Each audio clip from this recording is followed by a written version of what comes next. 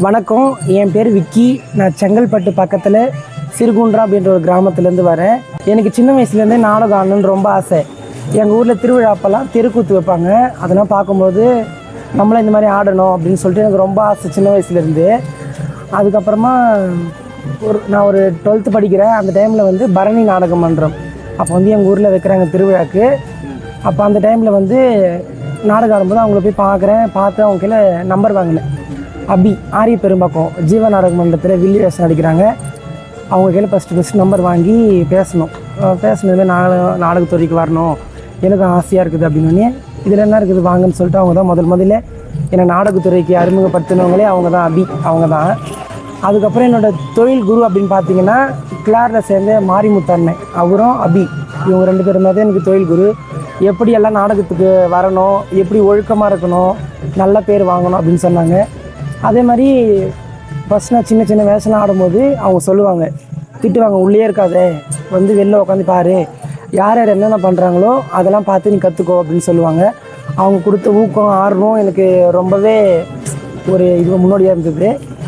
அவங்களெல்லாம் பார்த்தோன்னா கொஞ்சமாக ஓரளவுக்கு இந்த 5 வருஷத்துலேயே ஓரளவுக்கு நாடகத்துறையில் வந்து கற்றுக்கினேன். நான் காலேஜ் ஃபஸ்ட் இயர் படிக்கும்போதே நாடகத்துறைக்கு வந்துட்டேன். BA ஹிஸ்ட்ரி படித்தேன். படிக்கும்போதே நாடகத்துறைக்கு வந்துட்டேன். படிக்கணுன்ற ஆர்வம் இருந்தது. ஆனால் வந்து இந்த நாடகத்துறைக்கு வந்துருந்தீங்க எனக்கு இதான் முக்கியமாக தெரிஞ்சுது. அதனால் இதையே தொடர்ந்து இது பண்ணுவார். நிறைய பேர் சொல்லியிருக்கிறாங்க நாடகக்காரனாலே அது போகிறாங்க பேர் கூத்தாடி அந்த மாதிரி கேவலமாக பேசுகிற ஒரு சில ஊர் இருக்குது. ஆனால் இப்போ அதெல்லாம் ஓரளவுக்கு மாறிடுச்சு. முக்கால்வாசி ஊர் இல்லை, நாடகக்கார வந்து நாடகக்கார வாங்க சாப்பிடுங்க அப்படின்னு சொல்லிட்டு நல்லா இப்போ பார்த்துருக்குறாங்க. மழைக்காலம் வந்தாலே எங்களுக்கு ஒரு டென்ஷனான ஒரு விஷயந்தான். மழை வரும், ஊருக்காரங்க வந்து ஆரம்பிங்கன்னு வாங்க, நாங்கள் உள்ளே துணி மச்சு வைக்கிறதா இல்லை வெளியில் போய் ஆடுறதா.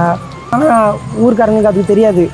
அது தெரியாமல் சீக்கிரம் ஆரம்பிங்கன்னுவாங்க. அப்போல்லாம் கொஞ்சம் கஷ்டமாக இருக்கும். அது இல்லாமல் மழையிலே நடந்து ஆடுறதுனால எங்களுக்கு உடம்பும் கொஞ்சம் சரியில்லாமல் இருக்கும். தொடர்ந்து கத்தி பாடுறதுனால எங்களுக்கு தொண்டையில் கொஞ்சம் ப்ராப்ளம் வரும். எங்களுக்கு நாடகத்துறையை பொறுத்த வரைக்கும் தூக்கன்றது எங்களுக்கு ரேரான ஒரு விஷயம். தூங்கவே நேரம் இருக்காது. எங்களுக்கு தொடர்ந்து நாடகம் இருக்கிறதுனால இப்போ நைட்டில் நாடகம் ஆடுறோம், ஆடி முடிச்சுட்டு காலையில் வீட்டுக்கு வரோம், வந்து நாங்கள் போட்டுக்கிற துணியெலாம் துவைச்சி போட்டு அதை சாப்பிட்டு படுக்கிறதுக்காட்டியும் ஒரு 10-11 மணி ஆகிடும். அதுக்கப்புறம் திருப்பி ஈவினிங் நாடகத்துக்கு போகணும். அந்த நாடகத்துக்காக திருப்பி ஒரு 4 மணி 5 மணி தான் கிளம்பிடணும். லாங்கில் இருக்கிற நாடகத்தில் 3 மணி தான் கிளம்பிடுவோம். அதனால் எங்களுக்கு தூக்கன்றதே கொஞ்சம் கிடையாது. நாங்கள் பகலில் வெளிச்சத்தை பார்த்தே ரொம்ப நாள் ஆகுது. நைட்டு ஃபுல்லாக தான், நைட்டில் ஆட்டம் பகலில் தூக்கம் அப்படின்ற மாதிரி தான் எங்கள் லைஃப் போயின்னு இருக்குது. நாங்கள் சாப்பிடும்போது அந்த சாப்பாடே என்ன ஒரு சுவைன்றது எங்களுக்கு தெரியாது. ஒரு உப்பு இருக்குதா அந்த மாதிரி கூட எங்களுக்கு தெரியாதுல்ல. நாக்கு செத்து போச்சுன்றாங்களே அந்த மாதிரி தான் இருக்குது எங்களுக்கு. இன்னொரு விஷயம்னா பார்த்தீங்கன்னா இந்த நாடகத்துக்கே நாங்கள் வரதுனால நாங்கள் ஃபேமிலியை முக்கியமாக ரொம்ப மிஸ் பண்ணுறோம். ஏன்னா நான் வீட்டுக்கு ரெகுலராக போயிட்டு வர முடியாதுன்ற காரணத்தினால இங்கேயே ரூம் எடுத்து தங்கியிருக்கிறேன். அதனால் கொஞ்சம் ஃபேமிலி ரொம்ப மிஸ் பண்ணுறேன். வீட்டில் எங்கள் ஒரு திருவிழாவை பார்த்தே 5 வருஷம் ஆகுது. திருவிழா ஏன்னா ஒரு முக்கியமான ஒரு ஃபங்க்ஷனு எதுக்குமே போகிறதில்ல. வீட்டில் எல்லோரும் சொல்லுவாங்க, எல்லோரும் இருக்கிறாங்க, நீ மட்டும் தான் இல்லை அப்படின்ட்டு. ஃபோன் பண்ணால் கூட வரம்மா இருக்கிறோம்மா, நாங்கள் சாப்பிட்லன்னா கூட சாப்பிட்டோமா நல்லா இருக்கிறோம் அப்படின்னு சொல்லிட்டு எல்லாருக்கும் ஃபேமிலியில் ரொம்ப மிஸ் பண்ணுறோம். ஆனால் ஃபேமிலினா இதில் ஒரு முக்கியமான விஷயம் சொன்னேன்னு பார்த்தோன்னா, நான் முதல்ல நாடகத்துறைக்கு வரேன்ற விஷயம் எங்கள் வீட்டுக்கே தெரியாது. நான் நாடகாரன்ற விஷயமே முதல்ல தெரியாது. கிட்டத்தட்ட ஒரு 6 மாதம் கிட்ட நான் வீட்டில் வந்து கேட்ரிங் சர்வீஸ் போகிறேன் அப்படின்னு சொல்லிட்டு பசங்களுக்கு கூட போகிறேன்னு சொல்லிட்டு அந்த மாதிரி சொல்லிட்டு வந்திருந்தேன்.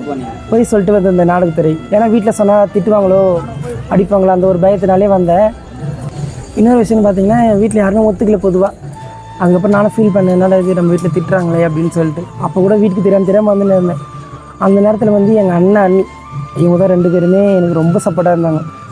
என்றைக்குமே உனக்கு நான் இல்லை அப்படின்னு நினச்சி, யாருமே இல்லைன்னு நினச்சி ஃபீல் பண்ணாதே, நாங்கள் இருக்கிற திருடக்கூடாது, பொய் சொல்லக்கூடாது, நம்ம உழைக்க தானே போகிறோம் அப்படின்னு சொல்லிட்டு அவங்க சொன்னாங்க. அதுலேருந்து எனக்கு ஒரு மோட்டிவேஷனாக இருந்தது, பரவாயில்ல அப்படின்ட்டு. அவங்க சின்ன ஊக்கம் தான் எனக்கு பரவாயில்ல, நம்மளுக்கு ஆள் இருக்கிறாங்க அப்படின்ட்டு எனக்கு ஒரு முன்னோடியாக இருந்தது.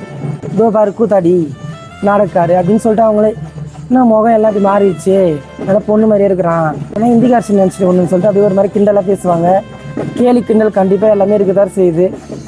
எல்லாருக்கும் என்ன சொல்கிறதுன்னா, இந்த நாடகத்துறை வந்துருக்கிறாங்களா நாடகக்காரர்களை வந்து என்னமோ ஒரு கேவலமாக பேசாதீங்க. உங்கள் வீட்டில் ஒரு பிள்ளையோ ஒரு பொண்ணோ இருந்தால் அவங்கள எந்த மாதிரி நடத்துவீங்களோ அதே மாதிரி மரியாதை கொடுங்க, யாரையும் கேவலம் பேசாதீங்க. அதான் சொல்கிறது ஒரு விஷயம்.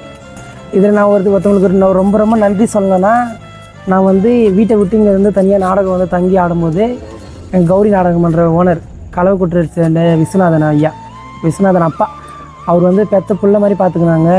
அவரும் என் கூட நாடக அண்ணன் பாபா அப்படின்றவங்களோட பாட்டி, அவங்க சொந்த பேரனோட என்னை அவ்வளோ நல்லா பார்த்துக்கினாங்க. தூங்கி எழுப்புறது, ஒரு குடும்பத்தை எப்படி பார்த்துக்குவாங்களோ அந்த மாதிரி பார்த்துனாங்க. அவங்களுக்கு தான் நான் ரொம்ப ரொம்ப நன்றி சொல்லணும்.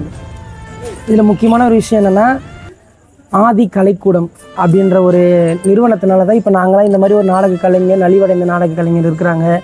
இவங்க பொதுவாக என்ன நினைப்பாங்கன்னா, நாடகக்காரனா அவங்க ஆடுறாங்க, சம்பாதிக்கிறாங்க, அந்த ஒரு விஷயம் தான் தெரியும்.